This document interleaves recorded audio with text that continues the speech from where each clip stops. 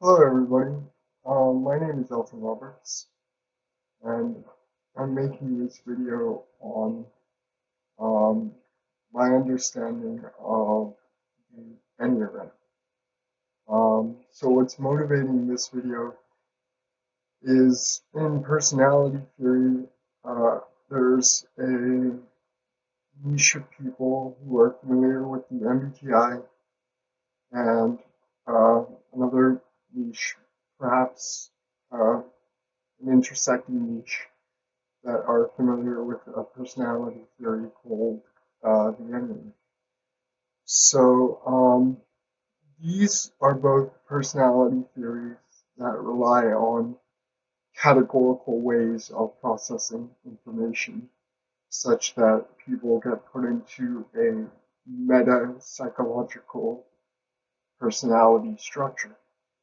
A lot of people have a problem with this way of defining personality because uh, by defining personality in this way, there seems to be an emphasis which is not on an idiosyncratic reading of personality, uh, which given to intuition is more personal and therefore seems like a better definition of what personality is.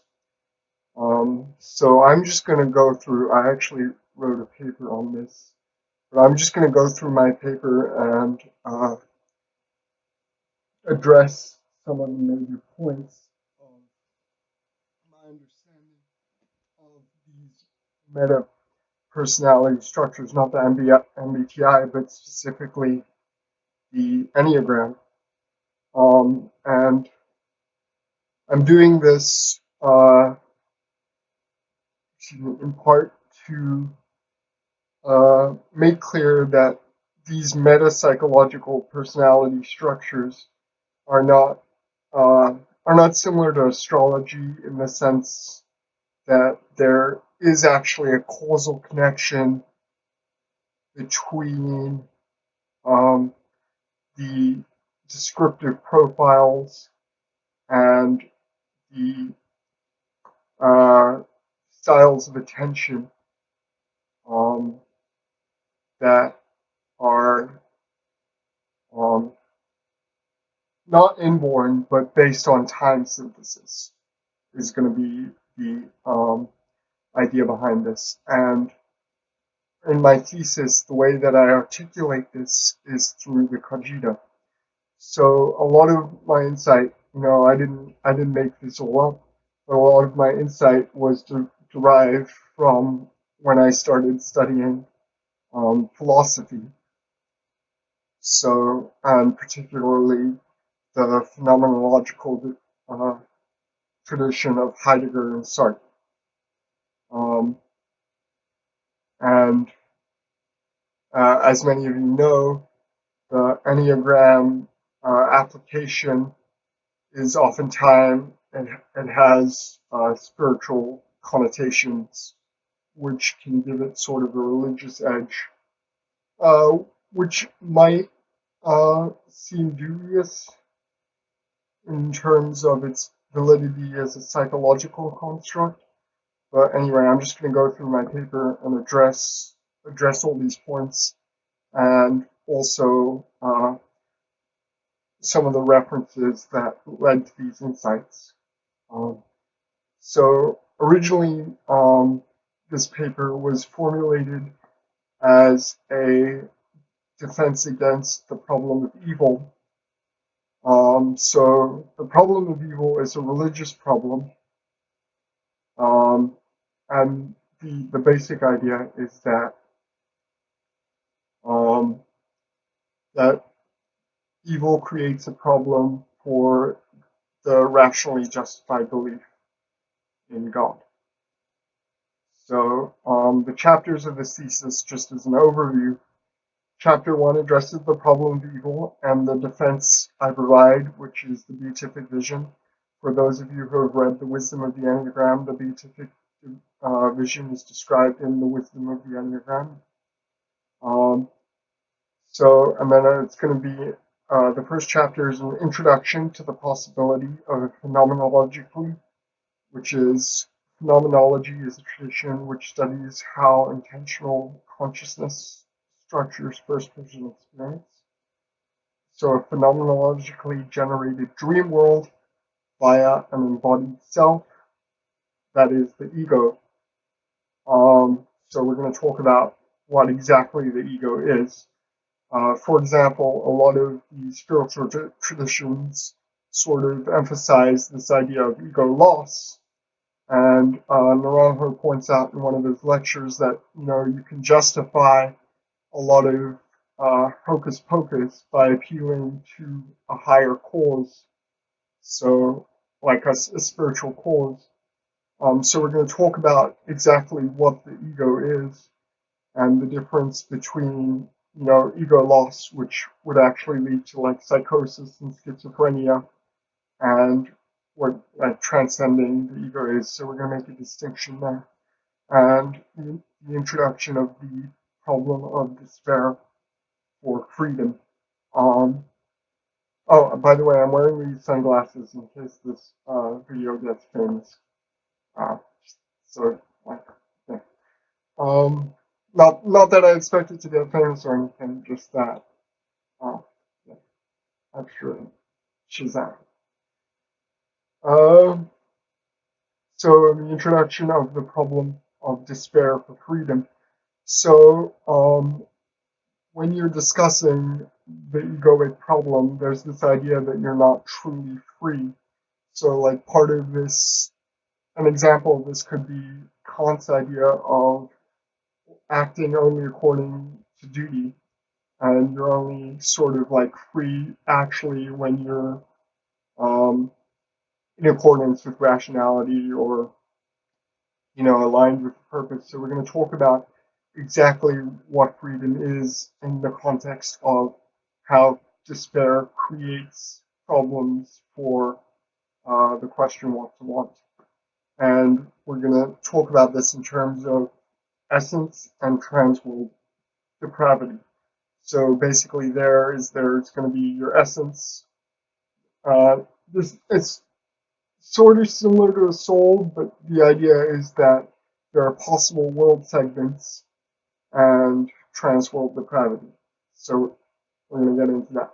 So the basic points in this chapter are gratuitous suffering. So gratuitous suffering is suffering that could have been avoided. Gratuitous suffering provides inductive evidence against the rationally justified belief in a perfect God. So inductive evidence is evidence where you're making a forward conclusion, versus deductive evidence, which is where you're deriving a definite conclusion from a series of premises. So a deductive argument, for example, is a syllogism like all men are mortal, Socrates is a man, therefore Socrates is mortal. So there you're going to have your conclusion is deductively guaranteed by the premises. And you can study formal logic if you want to get into what that, into the logistics of that. There's this really good formal logic course that's free online. You need to buy a textbook if you want to do the exercises, but you can watch all the videos for free. And it's the Stanford Language Proof and Logic. So that's a really good logic course if you want to look into that for more information. Anyway, inductive evidence it's not as guaranteed as the as a deductive argument because you're sort of guessing. And so when you're making an inductive argument, what's going to be stronger to your conclusion is going to be the specifics of the cases that you're specifying so that you can establish a causal connection between the premises and the likely conclusion or the probable. So, gratuitous suffering provides inductive evidence against the rationally justified belief in a perfect God. So the idea here is that suffering that could have been avoided suggests that God is not perfect. Gratuitous suffering provides, the second point is, gratuitous suffering provides circumstantial rather than incriminating evidence due to a local frame of reference. So the next step in my defense would be that what we consider gratuitous suffering is evidence, is circumstantial evidence because it's based on a local frame of reference, and the local frame of reference being the personal, you're inside your own phenomenological bubble, so to speak. And the idea is that it's not going to guarantee the conclusion that God is not perfect, but it's going to, so we'll get into that due to a local frame of reference. So then the next step is to say despair frames suffering as evil in the local frame of reference. So there you're going to make a difference between suffering and evil. And the idea there is that despair contributes the quality of evil to suffering.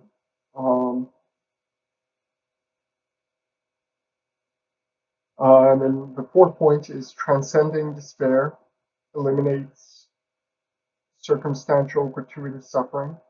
So the idea there is that you can suffer without the suffering being evil.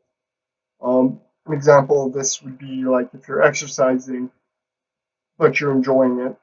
That's a lighthearted example in the context of some of the case studies that we're going to look at.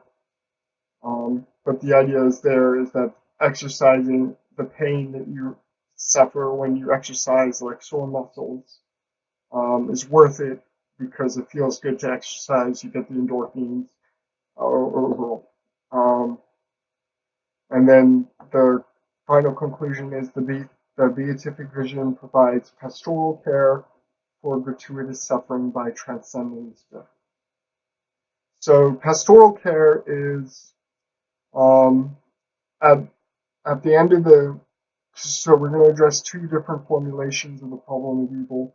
One is the logical problem of evil, and the second is the gratuitous problem of evil, the empirical problem of evil. And the idea is that if you can answer both those, if you can defend against both those charges against the rationally justified belief in God, you no longer have a philosophical problem. You now just have to care for the negative consequences of supposedly gratuitous suffering. So that's what pastoral care is, and it's similar to the preacher problem. So it addresses, like, when you're listening to a preacher speak at a church, for example, they're not directly contributing, or they're helping people and whatnot, but we're just going to talk about like the pastoral problem. So this speaks to what preachers are, their frame of consequence. So, and I'll get how this really, because it develops into a discussion about personality. Chapter 2 is an existential reaction against this. Okay, so chapter 2 is the phenomenological chapter, and this is going to talk about the different modes of despair, how they're based on time synthesis, and what's really happening in first-person experience. And this is going to lay the groundwork for the different styles of attention that are referred to when you're talking about a particular Enneagram profile.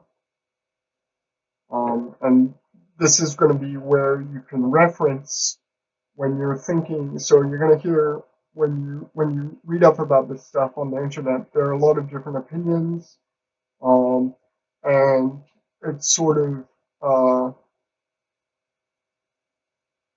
dubious in what's valid, what's invalid, what's just someone's opinion, and what's internet garbage. So we're going to talk about how the personality profiles are based on time synthesis through the attention styles explicated in the work of Sartre and Heidegger, and what it actually means to be a certain personality type from a first-person experience. So chapter 2, an existentialist reaction against essential souls. So you want to say, you don't really have a soul, there isn't a God, blah, blah, blah. We're being very cynical in this chapter in favor of individual freedom. So you're saying here God doesn't author your soul, God doesn't have a deterministic or fatalistic responsibility over your actions. You have individual freedom. God may exist, but his existence doesn't take responsibility over the events in the world. So the first point here is there is no authored soul, and the existence of God does not change the situation. The second thing to point out is that knowledge is a self-evident phenomenon. So this premise sort of addresses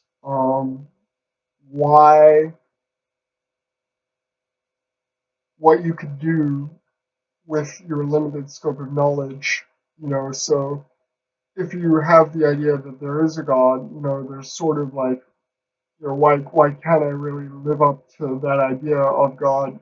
I'm not as perfect as God. I don't know maybe my consequences as a reckless teenager, for example. So in the second point, you say knowledge is a self-evident phenomenon, and that is also addressing that when you're talking about something, the knowledge of the personality type, it's a direct experience, and it's within its own scope. So it's not like something that's beyond you or anything like that. 3, circumstances exist as situations in time in the world. That isn't really relevant for this discussion, unless you want to use it to set up the fourth premise, which is the ego models a self in time by reflecting conscious existence on complex qualities. So we're going to talk about that. That gets into how the ego structures personality. 5, bad faith neglects transcendental freedom. This is an interesting premise because this bad faith is a concept developed by Sartre, and it addresses, so bad faith is a vacillation between freedom and practicity or being in itself. So there's a tendency to flee your freedom, to not take the responsibility of being a transcendental free consciousness or whatever. And this is Sartre's concept. I'm not really sure why he calls it bad faith. Sartre calls it bad faith because it has religious connotations. So there's an interesting, that's an interesting move by Sartre. To call the inauthenticity bad faith. So and then 6, despair manifests in different kinds. For example, temporal kinds, the past, present, and future. For example, shame is a mode of being in itself past.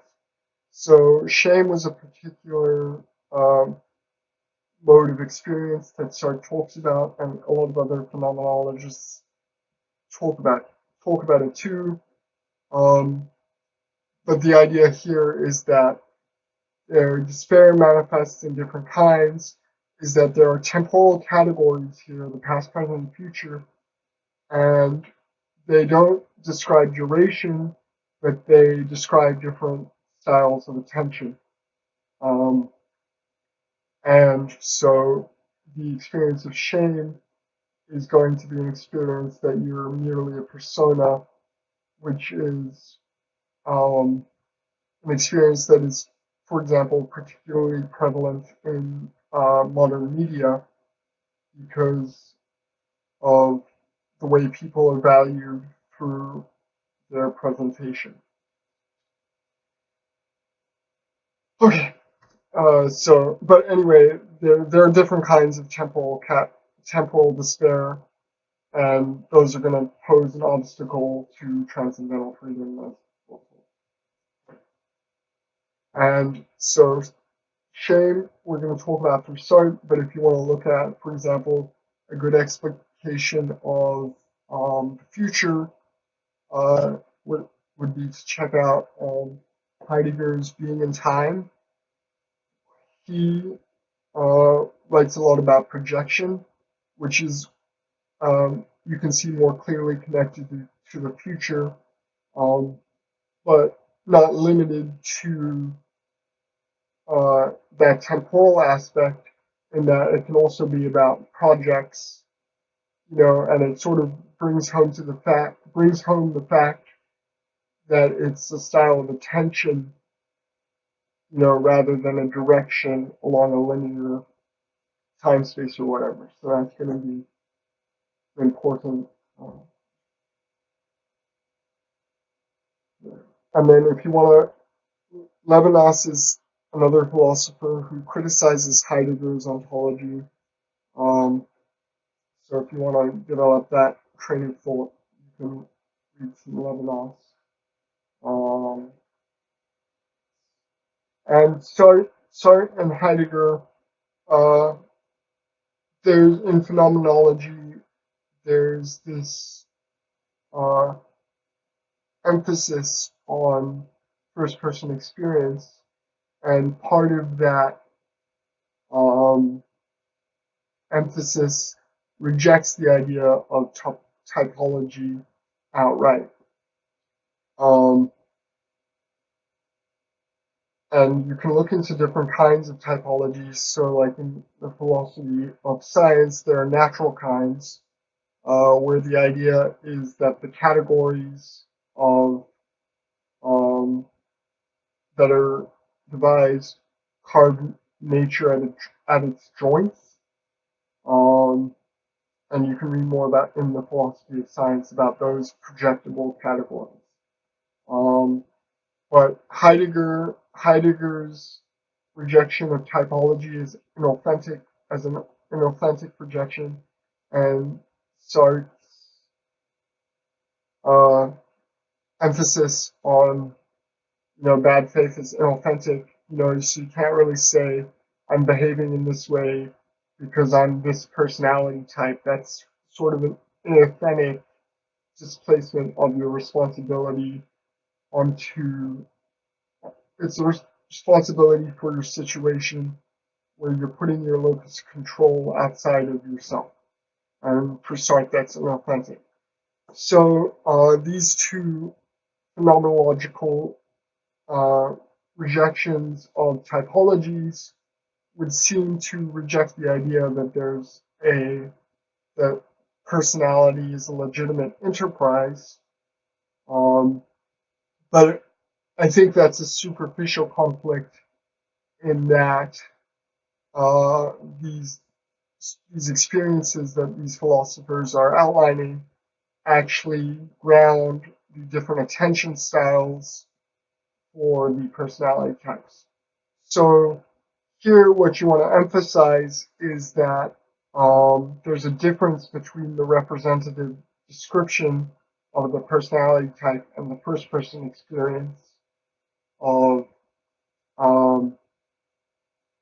the attention style that it expresses itself in characteristic behaviors.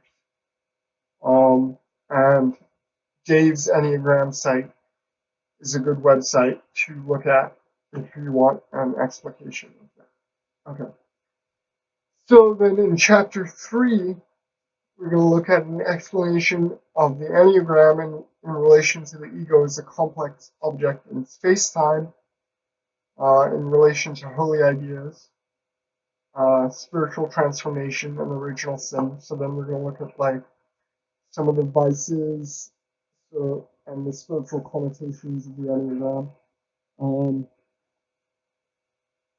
And so the point here is the Enneagram models original sin after temporal categories of despair, the wisdom of the Enneagram.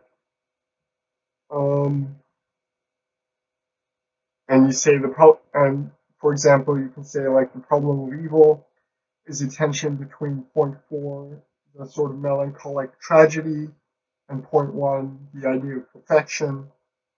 And then you can say rationalization and pleasure, point 7, can provide a synthesis for this tension. B, so that was 1A. 1B, the soul-making defense, which is one defense against the problem of evil, is the intention of psychoanalytic investigation and a result of the integration of desire for self-actualization. So that gets into the specific belief desires and the integration and disintegration of the personality. And this was the soul-making defense is the intention of psychoanalytic investigation was a claim made in Personality Types by John Riso and Russ Hudson in the description of the healthy form.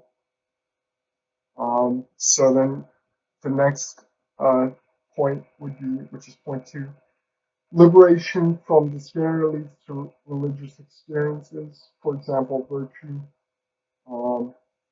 And then there's like the varieties of religious experiences by William James that you can read if you want more information on that. And then you want the other point is persistent despair leads to personality disorders. So if you don't sort of make an effort to be a good person or to actualize or to integrate your personality, you can fall into despair and suffer the consequences. Some personality disorders. And those are some loose associations that.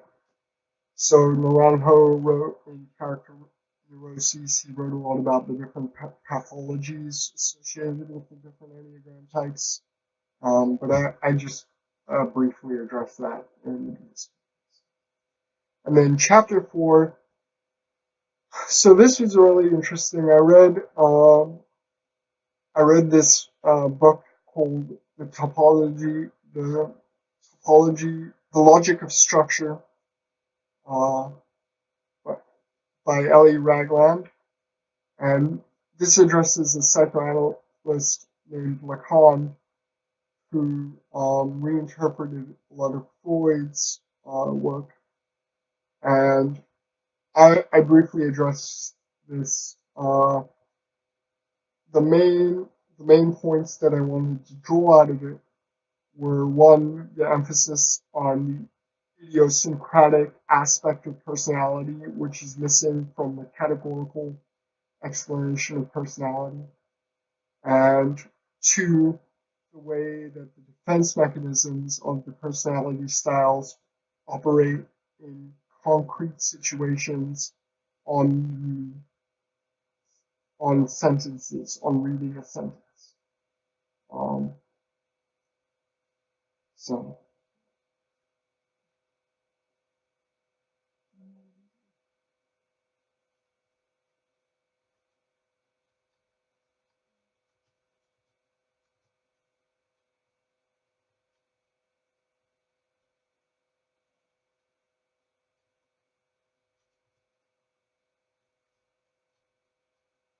personality is an idiosyncratic reading, and defense mechanisms operate on sentences. Okay, so the idea behind this whole paper is that we want to look at these personality structures in a way that's different from like looking at astrology, for example, where it's a lot of fun and you say, oh, I'm an Aquarius because I was born on this day and this makes me behave in this way. But then there are a bunch of different descriptions out there, some of them conflicting, and there's not really a causal connection uh, for between my birth time and the behavioral characteristics. And I mean, some people might disagree with that. They're gonna say things like there are stuff like as above, so below. You can also look at astrology from like a meta perspective where it's more seasonal, like this is the dawn of the age of Aquarius. Which is a great song. Um, but yeah, so there's sort of a vagueness there that leads a lot of people to dismiss astrology. And we want to distinguish the study of personality from that more supernatural. Okay.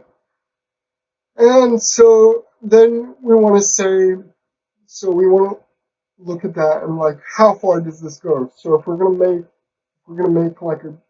a grounded claim like that, that personality is grounded in time synthesis, how far, do you want to say that animals have personality and, like, do microbes have personality? So for me, what I made this distinction, and I don't focus on this in the paper because I'm primarily focused on the personality structures, but the distinction I make is there's this phenomenon where, the monkey sees itself in the mirror and there's a reflective phenomenon there uh, that is going to operate as the persona. So Lacan talks about that, and there's, I'm sure, psychology um, studies on that. So that's one aspect of it, and that's where you say persona, personality. It's part of the word. So that's one important distinction in personality. That's one emphasis of what an idea of what makes a personality like a meaningful concept. So if you can't recognize yourself in a mirror, for example, you might still have characteristic behaviors, but if you're talking about it on a personality level, it's not really as meaningful. It's not as strong of a claim to say that characteristic is a personality. Um, and so part of what's happening there is when you're looking at that persona is unifying disparate selves symbolically as an image or persona. Uh, and then so then you've got that idea, and then the embodied self. That's sort of so there's this idea that time is abstract, as an abstract synthesis. So you've got this moment, and you've got this moment, and you're creating a timeline by synthesizing the different moments, and these moments are accessed through your sensory organs. And so another aspect of personality that you want to emphasize, the embodied self, is going to be this synthesis of the different sensory organs and the time synthesis that takes place there. And the other aspect, the third aspect that you want to emphasize when you're studying idiosyncratic personality, or when you're looking at idiosyncratic personality, is the ability to re-represent information. So as we'll see later, this gets into how you make something unconscious or how you repress something, is you re-represent it as something else. And so like this seems to me to be like an important aspect of the ability to read, which as far as we know, only humans on planet Earth have a competent ability to do this. Gorillas, excuse me, they can read, but they don't learn to read as efficiently, as effectively as humans can. So humans have this whole sort of history behind them that's in writing. Not that the other animals don't have a personality, it's just more meaningful to think of the personality under the condition of re-representation, of idiosyncratic re-representation. So part of that, if that didn't make a lot of sense, is there's a difference between like your Pavlovian reactions. So Pavlov made the dog bell saliva experiment. That's a that's a that's a Pavlovian reaction. That's different from like a reading association. So like when you're sitting on the couch talking to Freud about how your mother, whatever, um, there's a meaningful condition there for personality in re-representation. Okay, and what this is going to be helpful for application-wise is understanding mental health. So like another thing here, we got like a lot of psychiatrists running around because a lot of the mental health industry, the money for that is through the medication, a lot of it, and this encourages psychiatrists to make diagnoses like this kid has ADHD, when really they just don't want to sit inside the classroom because it's kind of boring. They don't want to pay attention to the fucking teacher because it's boring, and they would rather go hang outside. And they take the kid to see a fucking psychiatrist, and the psychiatrist like, take some methamphetamines, and it's just not a good situation. So I hope by grounding personality in time synthesis, we're able to validate it to the extent where you can distinguish genuine mental health diagnoses from trigger-happy psychiatrists.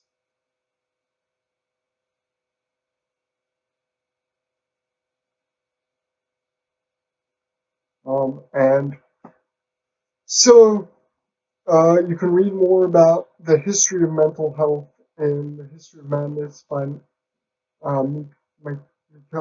Michel Foucault. And so, like, originally, mental illness was problematic in that it stopped people from working. So originally, you weren't diagnosed as mentally unhealthy. You were diagnosed as unable to work, and you were I don't know, read the book. So it talks about how the concept of rationality and mental health developed. So that's a little bit of what I hope this will impact, the impact here. And then just as I reference all these different authors and philosophers and whatever, I don't want to put words in their mouth or anything. So these are all my opinions.